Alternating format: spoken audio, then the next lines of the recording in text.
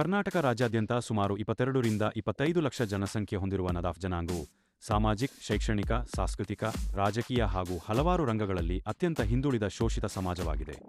ನಮ್ಮ ಜನಾಂಗ ಇಸ್ಲಾಂ ಧರ್ಮದ ಪಗಡದಲ್ಲಿದ್ದು, ಹಿಂದುಳಿದ ವರ್ಗಗಳ ಇಲಾಖೆಗೆ ಸಂಬಂಧಿಸಿದ ಪಿಂಜಾರ ಉಪಜಾತಿಯ ಮೀಸಲಾತಿಯನ್ನು ಹೊಂದಿದೆ.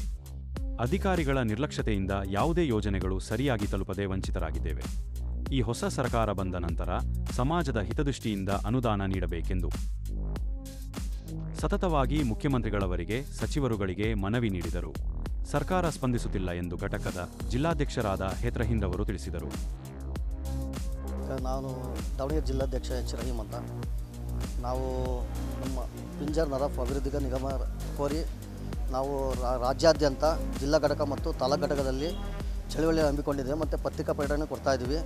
ಮತ್ತು ಮುಖ್ಯಮಂತ್ರಿಗಳಿಗೆ ನಾವು ಮನವಿ ಸಲ್ಲಿಸಿದ್ದಾರೆ, ತಾಲೂಕು ಜಿಲ್ಲಾಧಿಕಾರಿಯಿಂದ ಮತ್ತು ತಹಶೀಲ್ದಾರ್ ಅವರಿಗೆ. ನಾವು ಸುಮಾರು ನಮ್ಮ ರಾಜ್ಯದಲ್ಲಿ ಪಿಂಜಾರ್ ಮತ್ತು ನದಾಫ್ 22ರಿಂದ 25 ಲಕ್ಷ ಜನಸಂಖ್ಯೆ ಇದೆ. ಆದರೂ ನಮಗೆ ಸರ್ಕಾರ ಪರಿಗಣನೆ ತಂದಿಲ್ಲ. ನಮ್ಮದು ನಿಗಮ ಮಂಡಳಿ ಆಗಿದೆ, ಆದರೆ ಅದು ಅನುದಾನವನ್ನು ಇವತ್ತೂ ಕೊಟ್ಟಿಲ್ಲ ಸರ್ಕಾರ. ಈ ಸರ್ಕಾರ ಕೊಡುತ್ತಂತ ನಾವು ಇವಾಗೂ ನಾವು ಅವ್ರನ್ನ ಕೇಳ್ಕೊಂತಿದ್ದೀವಿ ಕೊಡಬೇಕಂತ. ನಾವು 22ರಿಂದ 25 ನಮ್ಮ ಜನಸಂಖ್ಯೆ ಐತಂದಾಗ ಸರ್ಕಾರ ಬರೋ ಒಂದು ಸಣ್ಣ ಸಮಾಜಗಳು ಇರ್ತವೆ, 15,000ದಿಂದ 20,000, ಅವ್ರಿಗೊಂದೊಂದು ನಿಗಮ ಮಂಡಳಿ ಮಾಡಿದರೆ. ನಾವು ಪಿಂಜಾರ ಸಮಾಜ ಆದರೂ ನಾವು ನಮಗೇನು ನಮ್ಮನ್ನು ಯಾಕೆ ನೋಡ್ತಿಲ್ಲ. ನಮ್ಗೆ ಭಾಳ ಅದಕ್ಕೆ ಬೇಜಾರಾಗ್ತಿದೆ. ಅದಕ್ಕೆ ನಾವು ಸರ್ಕಾರದಲ್ಲಿ ಮನವಿ ಮಾಡ್ತಾಯಿದ್ವಿ. ನಮಗೆ ಈ ನಿಗಮ ಆಗಿದೆ, ಈಗ ನಮಗೆ ಒಂದು ಏನೀಗ ನಾವೇನು ಕೋರ್ತೀವಿ ಅದನ್ನು ಸ್ವಲ್ಪ ಅನುದಾನ ಬಿಡುಗಡೆ ಮಾಡಿಕೊಡ್ರಿ. ನಮ್ಮ ಸಮಾಜ ಭಾಳ ಹಿಂದುಳಿದ ವರ್ಗ, ಭಾಳ ಹಿಂದುಳಿದೈತೆ.